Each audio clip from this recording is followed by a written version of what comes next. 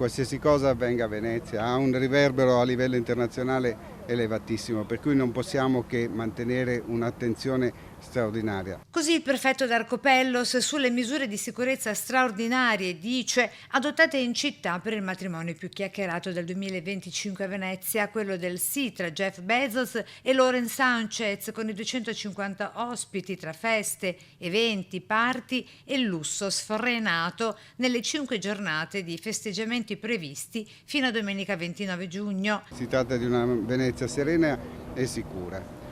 Serenità e sicurezza vuol dire sì, mantenere elevato il livello di attenzione da parte di tutte le forze di polizia, soprattutto in relazione al contesto internazionale, alcune manifestazioni di dissenso legittime che si svolgeranno e sulle quali verranno concentrate le forze dell'ordine.